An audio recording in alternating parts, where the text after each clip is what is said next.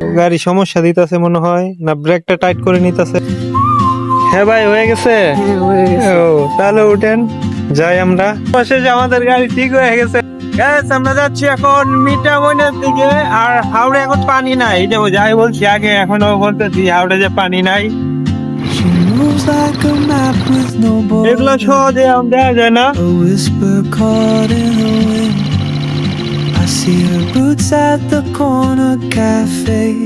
এখানে যারা চাষবাস করে হাওড়ের মানুষ, এরা কিন্তু এই পানিগুলাই খায়। এখানে অন্য কোনো পানি নাই, এই পানিগুলো ওদের খাইতে হয়।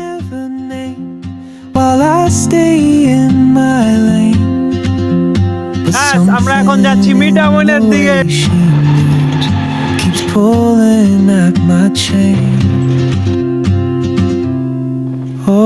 এটা হচ্ছে সেই ভাইরাল ব্রিজ, দেখতে পাচ্ছেন। আর এই যে মানুষগুলো এভাবে ঘর বানায় এখানে থাকে, কৃষি কাজ করে।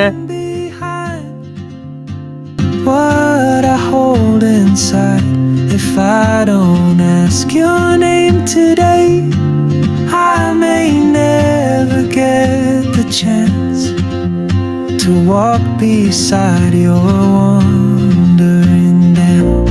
এই যে মানুষগুলা এখানে থাকে, যখন পানি হয় বর্ষার মৌসুম তখন এখান থেকে চলে যায়। আর বর্তমানে এই মানুষগুলো এখানে থেকেই আপনার চাষবাস করে।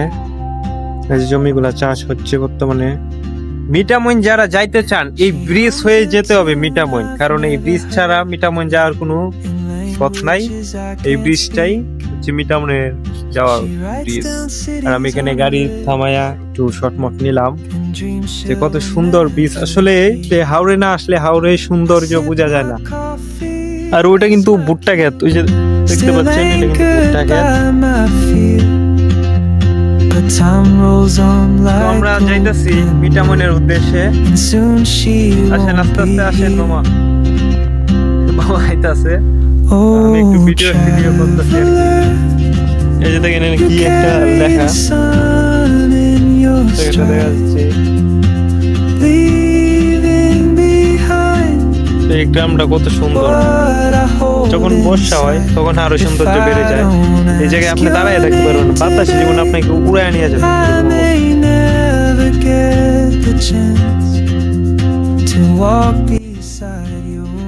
হাওড়ের সৌন্দর্য দেখার জন্য এই এত জোরে ঢাকার থেকে এখানে আসা। ওই এটা কি কত সুন্দর। এই যে দেখেন কৃষকরা ধান চাষ করতেছে।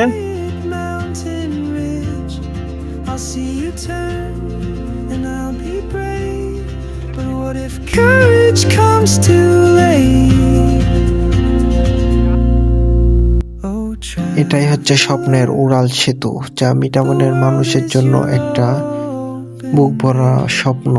এই ব্রিজটা হলে খুব সহজেই শহরের দিকে মানুষ যেতে পারবে।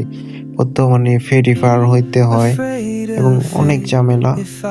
পানি থাকলে তো একটা রুগী নিয়ে যাওয়া অনেক কষ্টকর। যখন এই ব্রিজটা হয়ে যাবে তখন খুব সহজেই শহরের দিকে চলাচল করা যাবে। ফাইনালি আমরা চলে আসলাম মিঠামইন। এখন আমরা ফেরি পার হয়ে যাব মিঠামইন 0 পয়েন্ট।